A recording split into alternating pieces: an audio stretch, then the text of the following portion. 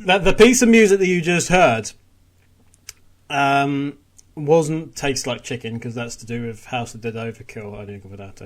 It was actually Puzzle, and that was actually from Sonic Rush Adventure, which ties in very nicely because we have a Sonic Rush Adventure related one that Turbo wants to get into Room 101. Mm-hmm. What could possibly...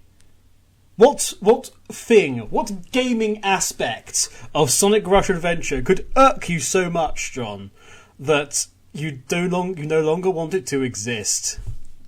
A simple character from Sonic Rush Adventure. Is it Blaze? Oh, hell no. I love Blaze. Ah, that's a shame. I'd Blaze. You got with Blaze? I'd Blaze already to put in. Oh, damn it! Who put her in? I'm joking with you. She's fine. She's fine. Oh, thank God. She's sitting on a throne somewhere or a rug in front of a fire. But no, it's not Blaze. It's obviously a side character that has never appeared in any other Sonic game to this date.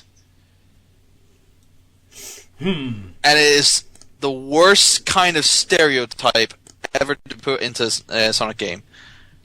I'm talking about Marine the Raccoon. Marine the Raccoon, huh?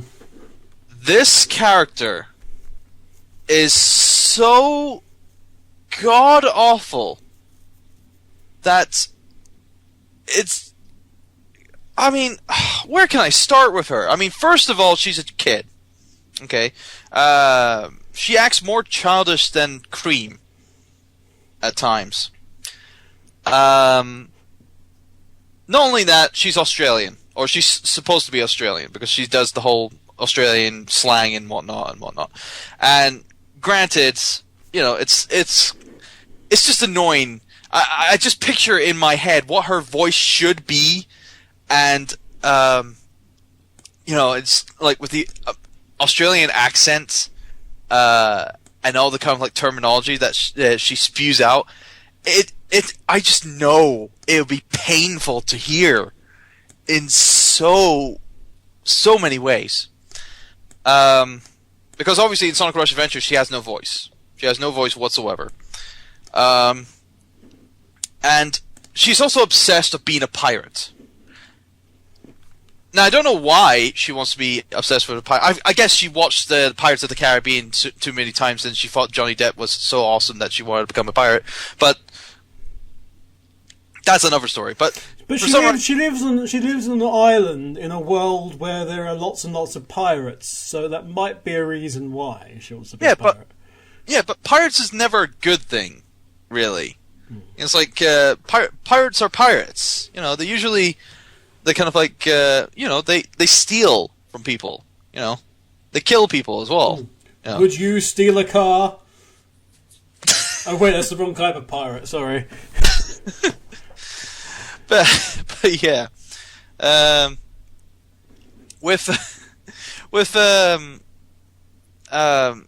How she also meets up with Sonic and Tails as well is she just becomes the annoying side guy. She becomes the third wheel, essentially, until Blaze comes into the picture, and she's always getting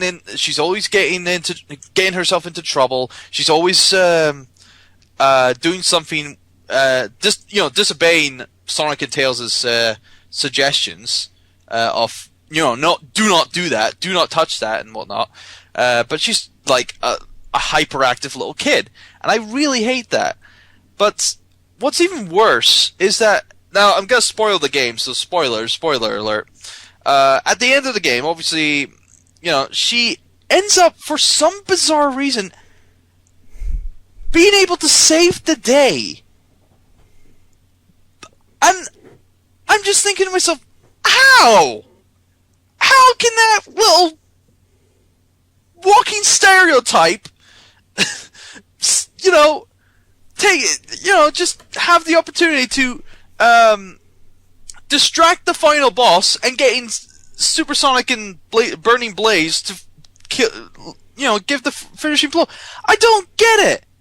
It's this character just really annoys me, and of course she She just has that attitude where she thinks she's the captain of she thinks she's giving the orders to Sonic and Tails, and Sonic and Tails are just standing there like, seriously, really, we're taking orders from you.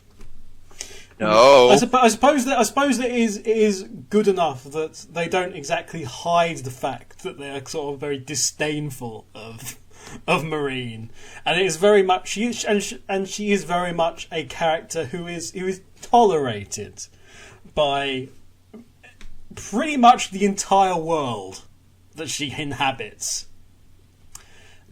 She is young, and it's strange. She does have this stereotypical Australian slang, and it was so bad, of course, as you well know, it caused they when they reprinted the game, they made an edit because she was a bit too slang Australian. Yeah. Of course, she uses the word bugger 3 times in the game. Bugger. Yeah, bugger. Bugger. Yeah, and she uses it 3 times. 3 times in the entire game, which in turn made the game rated here in the UK 12+, just because she said that 3 times. Yeah, and it's like, and of course when it got reprinted, they obviously took the word out, or I'm guessing they just deleted the word from the entire game. They changed it to blast or something, I think. Maybe? Alright. Well, I don't know. But still, it's obviously, it's because of her, that game was originally a 12. So why did we need her? It's like she did nothing good for the game. She did nothing good for the franchise again, I think if we pulled on the thread of a character introduced by Sonic Team and didn't do anything good for the franchise, pretty much the franchise would fall apart. Yeah, fair enough. if we pulled on that thread, I would say that part of the reason why she is so exuberant is that she is supposed to be the Tails for Blaze, and what you have with... I'm sorry, but she is no Tails. Well, yes, she is no Tails to Blaze. Because she's not that smart. She is definitely not. She doesn't even know what a frickin' submarine was. Yes, but again, to spoil the game, does she or does she not make her own? Eventually, yes, yeah. but she has mechanical tendencies.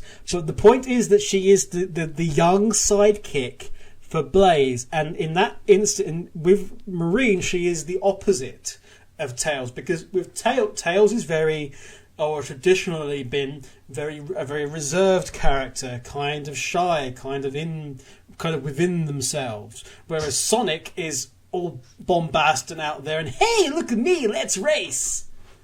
I'm Sonic the Hedgehog. So that's the explanation there. And then you have Blaze, and then when you go Blaze, there's a situation is reversed, because Blaze is a very introverted, reserved character who is sort of repressed a little bit, perhaps by her duty and what she sees to be her duty. And then so when you have the opposite version, the opposite side of the coin, for Sonic as Blaze, you have the opposite side for Tails, and you've got this bombastic character of Marine. But here's the annoying thing. As hell. Yeah, she is annoying as hell. But here's the thing: she never returns. She's never brought up again. She was pointless. She was pointless in that game. Period. Because directly after we see Blaze in other moments, in Sonic Generations, and Sonic Colors on the DS. Well, nothing. Yeah, we can't use Sonic Colors on the DS because as a reason, because that game isn't canon and makes no sense, and frankly, Generations isn't either. So Blaze even being there in Generations makes no goddamn sense. So I agree that she is annoying. I do not agree that she doesn't have a purpose, because her purpose is to be annoying. Okay, because I refer you to the comics at this point. Because not these fucking comics. Because Marine in the Archie series is actually very funny, and I'm sure you've seen I'll tell you, Shadow disagrees. Yes, there is the most glorious sequence with Shadow and Marine in, I think, Sonic Universe 1. And there is this one screen, and you know what it is, with Marine suggesting something, and then immediately regretting that she did, because Shadow just gives her a look, which is, I am going to explode and brutally murder you. Oh, God. Now, if we would not have that comedy if she didn't exist, we wouldn't be in such a hurry to complete the goddamn game of Sonic Rush Adventure if she didn't exist, because we would have wanted it over and done with. And yes, she does distract the final boss, but as has been, she is distracting and annoying. And Craig, you should have. It's not explained. She just has like a glowing fist. And it's implied that she fired something from her fist. And it's like, how did she do that? Is it No. She doesn't give any explanation whatsoever, and that annoys me. And I hate it when characters don't give any explanation of why they can do this and why did they do that and all that. And I will now come back to the point, though, in which is what you raise in that fact that she hasn't come back despite the comics. And if the intention was to create her and for her to be this Tails equivalent for Blaze, she fails. She fails because she does not come over and is not an endearing character. Oh, damn right she doesn't come over. She's not an endearing character. What they intended to do with her character flaws, and that she's actually sort of hiding it a bit. Sadly, what was meant to convey and instill within us some degree of sympathy with that character fails completely, because she's just that goddamn annoying and obnoxiously stereotypical. She is an obnoxious character. She fails to really assist Blaze in any way, and so even though it means that we will now never get to see Sonic Universe 1 again, which for all the collectors out there is really going to screw with their collection, John. No one cares about Archie anymore. Petridge Farr remembers. So apart from the fact that now everybody's going to be missing the first edition of Sonic Universe, and it's entirely screwed over everyone's comic collection, including my own. So thank you for that. I do agree with that Marine is a significant detraction enough from that game to warrant her going in. So yes! So now watch it. I'm going to play the sound effect. And so I'm prefacing this. The volume is about nothing, okay?